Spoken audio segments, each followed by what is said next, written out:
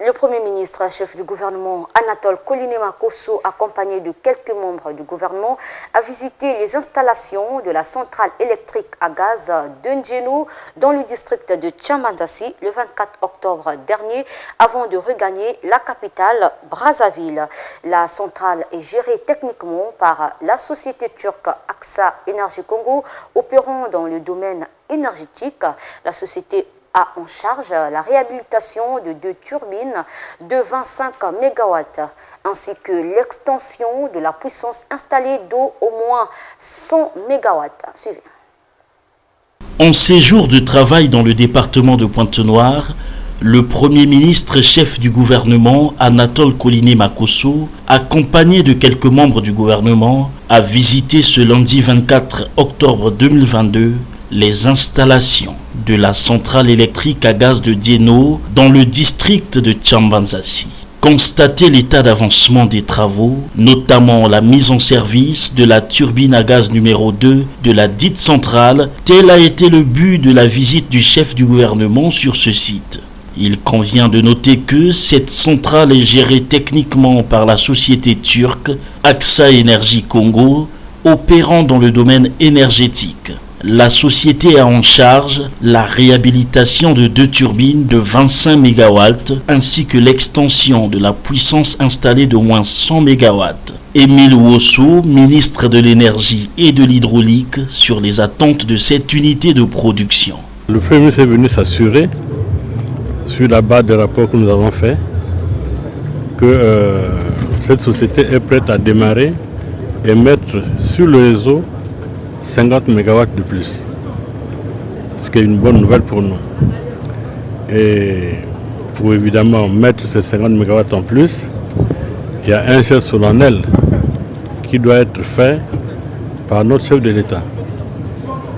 Donc le Premier ministre a voulu m'accompagner ici pour s'assurer lui-même de ses yeux que tout est prêt pour cette cérémonie afin que les Congolais reçoivent de la main du président ces 50 MW de plus. Il faut dire que cette unité de production a connu des évolutions assez erratiques et quand ce département m'a été confié, nous avons accéléré la solution d'un problème majeur sur l'approvisionnement en gaz.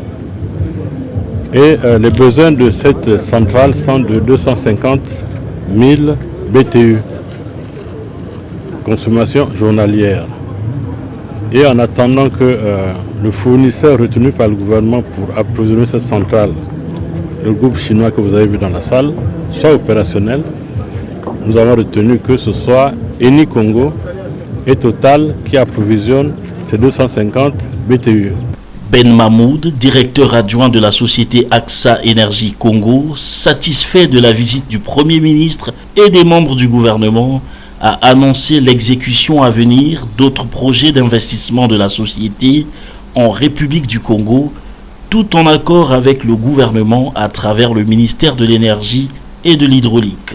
Le réseau électrique national congolais va être renforcé en coopération avec la société Énergie électrique du Congo.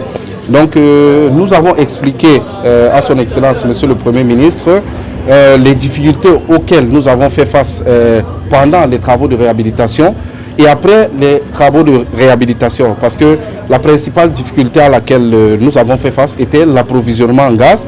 Mais Dieu merci, une solution a été trouvée et la centrale va rentrer en service dans les jours qui viennent. Ils nous ont rassurés quant à la disponibilité du gouvernement à aider la société AXA à faire travailler cette centrale dans les plus brefs délais. Mais aussi, ils nous ont demandé à ce que la société AXA Énergie puisse continuer ses investissements en République du Congo parce que ce qu'il faut savoir, c'est que la centrale de Ndjeno, le projet de réhabilitation et d'extension, n'est que le premier investissement de cette société en République du Congo. Plusieurs autres projets vont suivre, notamment la construction de la ligne Pointe-Noire-Cabinda qui va interconnecter la République du Congo à l'Angola où les demandes en énergie sont élevées. Des projets d'acquisition de parts dans la centrale électrique de Côte-Matève pour qu'avec les équipes qui sont là-bas, nous puissions maintenir, exploiter et surtout développer un cycle combiné. Dans cette centrale-là, ces travaux d'amélioration de la desserte en énergie de bonne qualité sont initiés par le gouvernement en vue d'améliorer les conditions de travail et de vie des populations et permettre au Congo de commercialiser son électricité.